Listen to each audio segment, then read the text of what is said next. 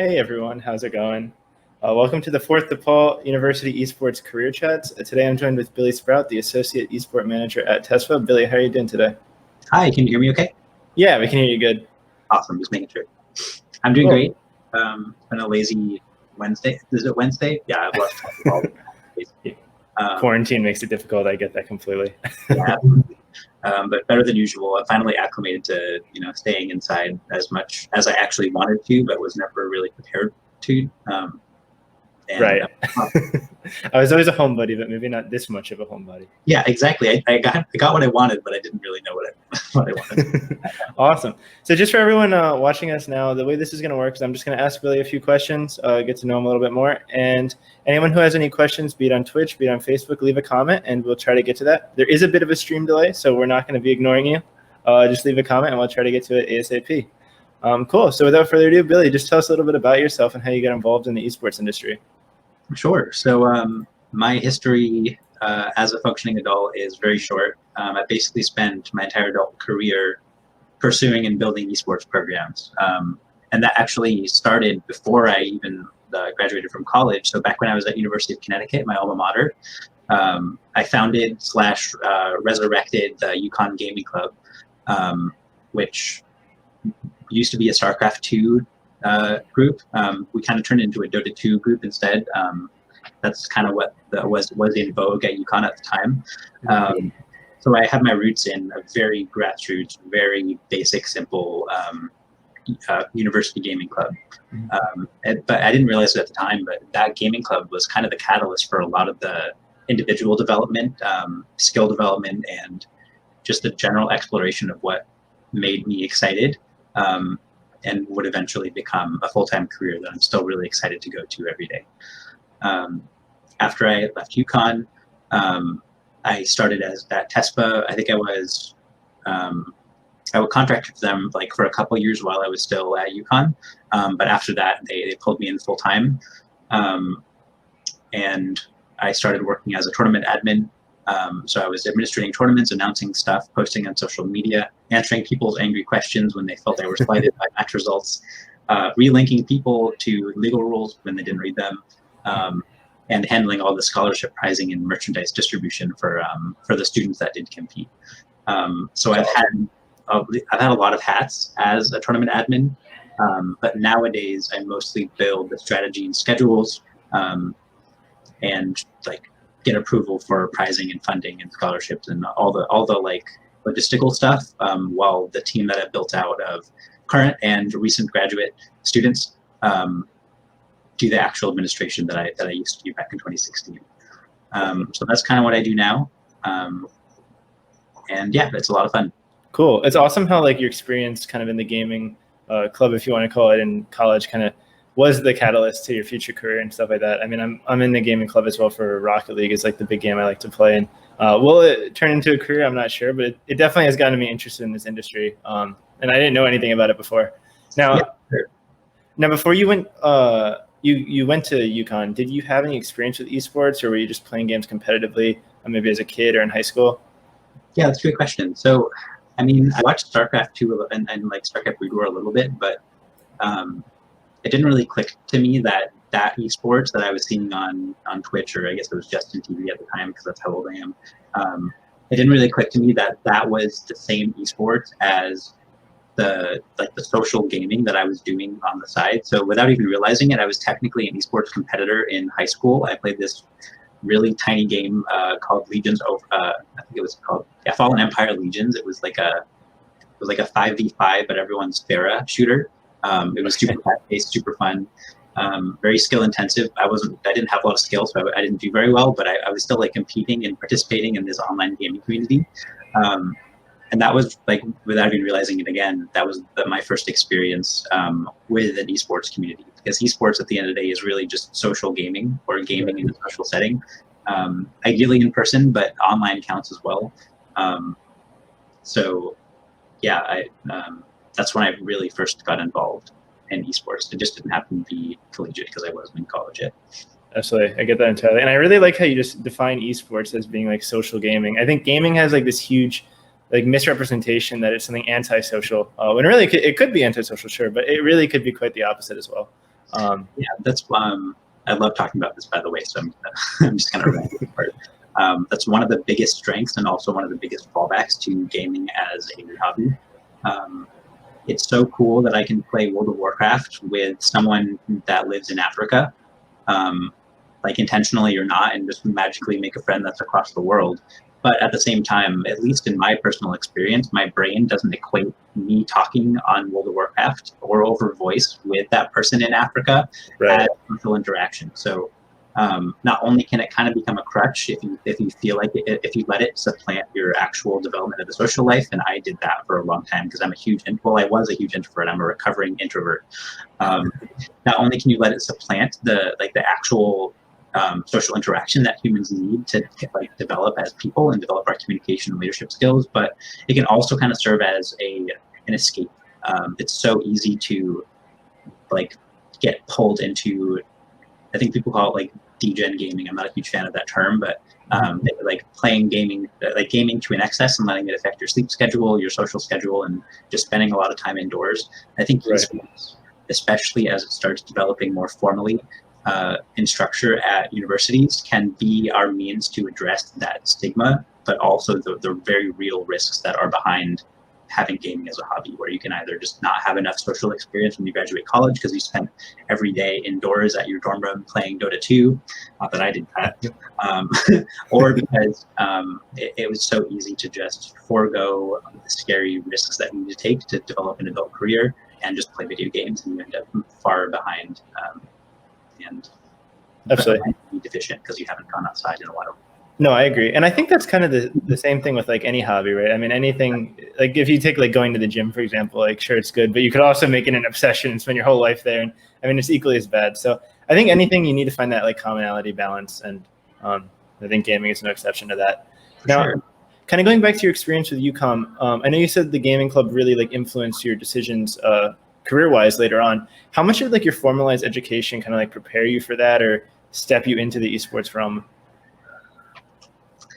Well, I mean, if you're having a bunch of esports people on these talk shows, you're not going to get a lot of very good answers. My actual answer is no. Technically, UConn was just a means to connect me to the gaming club, and that's the real impact it had on my like formal career. However, that's because I didn't know that I was preparing to jump into an esports career, so I wasn't really mindful about like, okay, I'm going to take these classes, I'm going to join these clubs, I'm going to do these extracurriculars. If you're mindful about it and you're proactive, it can be very easy to develop the core competencies you'll need for a successful esports career while you're pursuing either like a non esports major, be it like generalized business. There's a lot of, I mean, the reason I struggle to explain this is when you think about esports as a job, as a profession, you're basically taking a bunch of hard skills that you could very easily apply to other professions and just adding an E to the front. So you're doing esports, you're doing well, you don't call it e-broadcast, but it's basically just doing the same stuff you do for a bunch of other careers, but online, and then gaming as the core of whatever work you're doing. So my strongest recommendation for people that do want to do esports is, first of all, there are a lot of like esports majors and esports minors and esports certificates out there. If they're going to be hit or miss as the industry develops and gets a little bit more formalized. So, I mean, you're basically learning to do a profession that is changing, and it will be completely, utterly changed by the time you finish learning and get that certificate. Because on a 5-month cadence, esports is completely different from the esports that was 5 months ago. You know what I mean? Right. So I'm kind of ranting here, but what I'm trying to say is I was not really intentional about developing an esports competency when I was in school, but as long as you have that mindset when you're in school, most of the hard skills that you're going to learn, programming, project management, business management, communications, math, technically, well, not physics, but like some aspects of physics, Right. statistics, even like all the way over to liberal arts like art, design, and like copywriting and editorial. Like all of these things have little plugins that you can make with the esports business because it's so complicated. But you should not specifically specialize in esports because people in other industries, if you do eventually want to go outside of the esports industry, won't be able to make that connection back. Like if you're really good at copywriting for sports, you can very easily say, oh, I'm also a gamer, so I can do this copywriting in sports as well. People in the sports industry, though, won't know esports as well, and because it's kind of an alien concept to them, you won't as easily be able to go, oh, I'm really good at editorial for esports. I'm going to go do it for sports as well because I know how baseball works. Hold on, I have to let my dog leave my room. No, you're fine. Take your time. And while he's running out, I just wanted to reinstate, if anyone has any comments, questions, concerns, anything, feel free to leave something in the Twitch chat or the Facebook comments. We'll try to get to it shortly. Back. Hey, welcome. Cool. Awesome. So kind of like pivoting a little bit off of that, what is something kind of like you wish you knew when you entered the industry? Is there anything that like really caught you off guard or surprised you? Oh, so much. I know it's kind of a loaded question. I mean, yeah. Whenever I describe my career, it sounds so easy and I sound so confident when I describe it. But at the time, like esports can be really stressful. It's so easy to pour so much of your time into it. Just like gaming, it can kind of serve as an escape.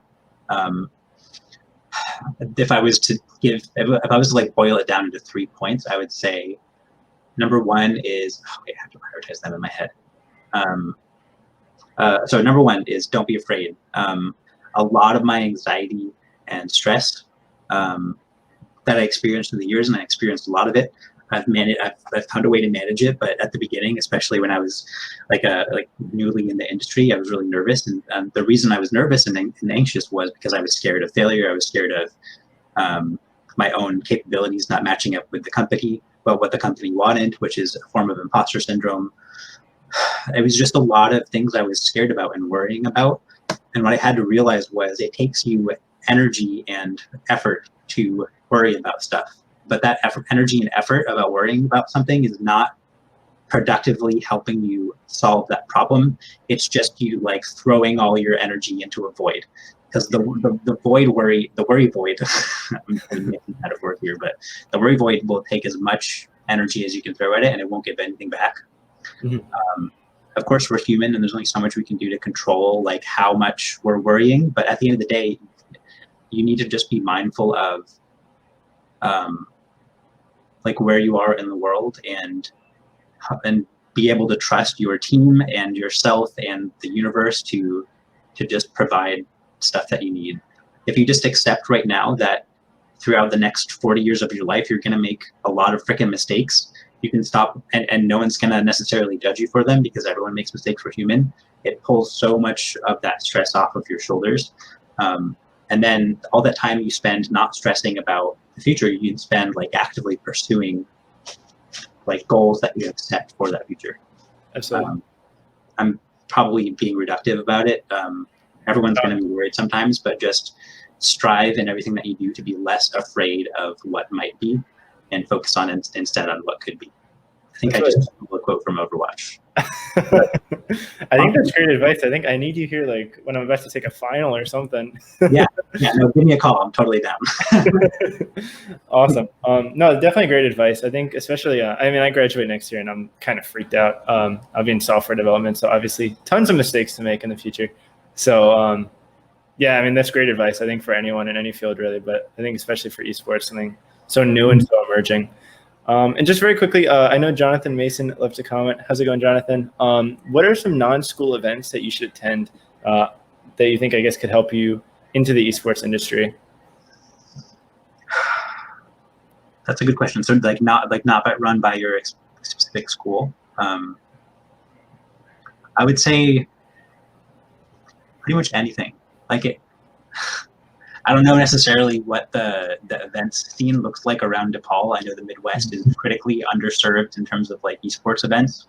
Shout out to trying to fix that if anyone's on the call. But I would say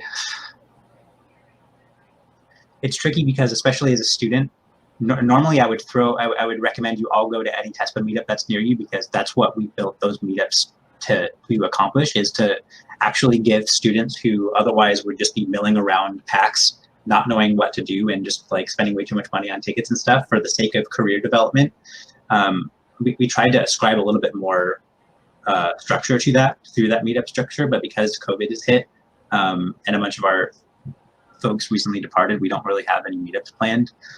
I would say any opportunity you get to talk to people who share your passions, whether or not they can even help you get a job in the short term. Like if you're just connecting with people who also happen to play Rocket League, for example, for Alex, you're making progress towards the network that you eventually will want to have. So obviously you should focus on like business-oriented, job-oriented conventions, but at the end of the day, it's just psychologically and socially good for you to just expose yourself to as many events as you possibly can. And of course, that is limited by like the amount of travel you can afford.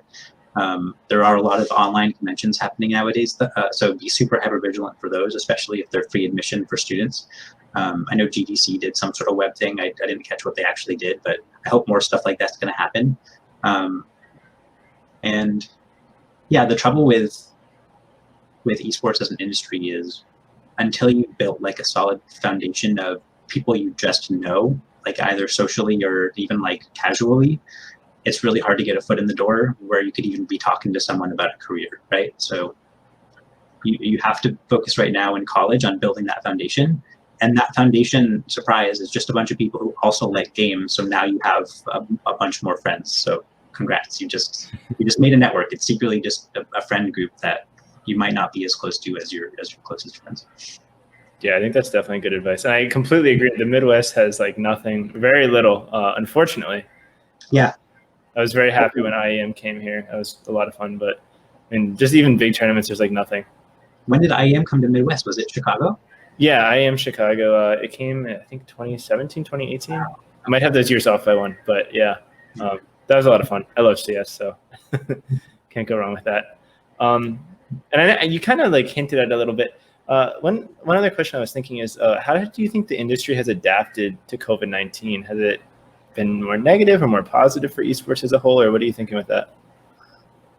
The collegiate industry in particular? Either is fine. I mean, yeah, I'll answer that first. Like, because I'll answer that solely because I really don't know what the larger esports industry is doing. I kind of just pay attention to collegiate. It takes enough of my energy already. Sometimes I'll watch a Twitch stream for like, I'm probably gonna play Fall Guys because that's super, but that's not a real esport. Anyway, the collegiate scene right now has not really trended one way or the other because people are so focused and so behind on figuring out what to do with actual class, and like classes and like actual teaching is kind of important for schools. It's kind of like the one thing that they're supposed to do. So I honestly think until we get a chance to like formally know what schools are going to be doing on their core competency, which is education, we won't really know. What I anticipate though is all of the organizations that are at a school and are not specifically designed to further or enable education. So that like anyone that's staff rather than faculty, for example. So athletic divisions, rec sports divisions, student engagement divisions. Even before COVID, I think they were starting to struggle to connect with the next generation of students because this digital generation that's now emerging from high school and will continue to emerge for this foreseeable future until, I don't know, the internet self-destructs or whatever. They are a completely new, like, I don't even know how to word it. They're a completely new species, basically, in terms of what they want, what they care about, and how they interact with the world. Right. So this is a problem for schools. It's a problem for sponsors. It's a problem for business in general. But for schools, it's really important because most of the memories that students forge about their time at a college is not based on like the time they spent trying to stay awake in physics class or failing to stay awake in physics class, which is what I did. I retook that class like 2 times.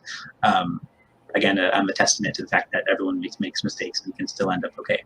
They're not going to remember all the time they spent in classes. They're going to struggle to remember the stuff that they studied. right? Because that's not information retained. What they're going to remember is the memories that they made outside of class or with the people that they met in class. Because college is just another medium through which people can connect with each other, right? I've made friends through the Yukon Gaming Club that I'm gonna continue meeting with, sharing dog pictures and talking to and playing games with until I die, hopefully. So schools are struggling to build a framework for students to have those experiences and build that connection that is so important between them and the school. Right. Because this is an entirely new breed of humans, effectively. Gen Z and onward just don't have the same interests as I did, or like even the people that graduated 2 years after we did. So even outside of COVID, I think esports, like I've talked about before, just because of the incredible direct and indirect benefits it has for student development, is a huge, like, uncaptured opportunity for these schools. And I think very slowly, or hopefully very quickly, after they figure out what they're doing with their classes, they realize, oh, this is something that we can take a lot of the energy that would otherwise have been put towards sports or other student engagement activities that weren't really performing that well anyways, and be reinvested into esports to really make an impact on, or really make sure their school has an impact on the students. It's going to be especially important now that, like, I hope, of course I'm being pessimistic, but I hope that for at least the fall 2020 semester, we don't have in-person classes. Not just because it would make it a lot easier for esports programs to exist, like even intramural esports programs are starting to spin up, but also because I think it's in the best interest of the students. Right. I'm right with you with that. I 100% agree. But I also agree, like, I think it's a great time for colleges to kind of pivot and look a little bit more into esports. I mean, if you look at like what the NHL or the NBA are trying to do, they're trying to like sustain some kind of safe sports environment. So maybe it is possible, but I think esports are just like, it's so easy. I mean, if you have a computer, you can compete. You can just go live on Twitch. There's your whole production, you know? Yeah. So I'm kind of in the same boat as you with that. And kind of another question I kind of have is, how do you see esports going in the next like 5 years? Now that could be either COVID related or not COVID related. And especially collegiate is definitely what I'm curious in, or even more than 5 years, really down the line. Well, anything I say, anything you try to project more than like 2 years out is going to be inaccurate anyway. So I'll cap it at 5 just for the sake of accuracy. So there's two things that I think are really going to start exploding in the collegiate esports space in the next 2 to 5 years. The first of which is just general adoption. So for example, we've been running the Overwatch collegiate varsity division for 3 years now, I think. Yeah, I think 3 years. 3 out of the 4 years that Overwatch has been out, we've had some sort of varsity element to our programming. We went from, I think it was like 15 to 20 schools back in our first year to now in spring 2020, we had 124 formal Overwatch varsity programs. So that's pretty much exponential growth, if not more. Of course, it's easy to have high percentage growth when you start with 15, but we've seen like really rapidly expanding adoption from schools. What we haven't seen though, and this is something that I also hope emerges in the next few years, is some form of like structure. So when you build a varsity program at a school, you have a very unique set of like obstacle course of red tape and bureaucracy and limitations and policies that you have to stumble through. So the net result is each varsity program on each individual campus looks completely unique to the other. So we're going to start seeing more and more schools, I think, especially now that COVID is kind of kicking them in the butt and forcing them to move more quickly. More schools, especially bigger name schools, building out some sort of program, ideally in partnership with the student gaming club, like DePaul and like UC Irvine and University of Utah did. But more importantly, we're going to start seeing more. We need to start seeing more like standardization and not necessarily regulation, but the scene and individual varsity programs need to be more regular from school to school if it's going to survive for longer than it has. And I think schools are starting to do that already. Everyone's kind of striving towards the same North Star. They're just starting out at a different spot in the sky, right? But they're all converging on that ideal, like, blue sky varsity program. I keep using metaphors. This is bad. So I think it'll eventually happen, but I'm really grateful for governance groups like NACE, and I think NACAD is helping as well. And just anytime more than one school gets together and talks about varsity esports, it helps further each of those programs that are involved towards that North Star. And that'll be really important. And I think what'll happen as a result, as we get more numbers, as we get more schools, as we get more programs in general, the overall energy towards gaming, I think, it's already starting to shift. But once schools get involved and once people can say, hey, I got a scholarship for being a gamer, society in general is going to shift its perspective, I hope, on like what they like, how they see gaming. But like I mentioned before, if we're going to do that, if we're going to accomplish that, we need to address the stigmas, and we need to be as proactive as possible about pulling people out of those destructive spirals that they can get into, the dependency that they can build on something like gaming, to make that happen at its fastest and most healthy pace. Right, absolutely. I agree completely. And I do know, I mean, even Rocket League is not like the biggest esport, but I do know that there are a few schools that are giving scholarships for certain players or allowing them to come almost just to play Rocket League. So I think that's super exciting. Hopefully we'll see more of that in the future from more schools. There's a bunch of full ride scholarships being offered for Overwatch players. I'm sure it's happening for Rocket League as well. We actually used to run collegiate Rocket League programs. We probably used to use Compete if you've been at DePaul for a while. And the numbers we saw were absolutely amazing. Like, you say it's not a big esport, but it's probably in the top 3 in general. And in terms of collegiate, I think it's in 3rd place in terms of popularity. So absolutely. And we love those guys. Sionix is doing a great job. I agree. I do like your idea about having more of like a standardization among all colleges. Some anxiety, I mean, I'm the president of the Rocket League team, and some anxiety I have is it just so happened that like 40 or 50% of our members are graduating this upcoming year. Unfortunately, we have some great players that have stepped up now that are freshmen or younger, but there was like a period last year where I was really nervous. I was like, oh God, what's going to happen once this whole group of people leaves? But yeah, I think some kind of thing like that is definitely in the future, not just for DePaul. I'm not trying to bash them, but I think for esports as a whole. Yeah, no, it's a systemic problem, not only for varsity programs, but also for every club, because 25% on average of the leadership will leave every year. So that's a really big problem that we tried to address, and I think we succeeded to address in our chapter program. I think we have a chapter at DePaul, I'm not sure. But officer transition is really important, and consistent early recruiting for the next year is really important too. And that's just one of like the 50 different tenets that varsity programs will have to be really mindful about. So if we could get them all to do it at some like minimal level, that would be really great. But who knows what will happen. Absolutely, I agree. And I just wanted to give a reminder to our viewers, I have a few more questions, but if you guys have any questions or concerns yourself, feel free to leave a comment and we'll try to address them. Cool. And yeah, just lastly, Billy, I just was hoping you can maybe have some time just to talk a little bit about TESPA, the company you work for, just like kind of what you do as a whole, and how people can get involved if possible. Yeah, of course. So TESPA has 2 pillars, one of which is severely malnourished because of COVID, but we just don't think it's safe to at least continue it in fall.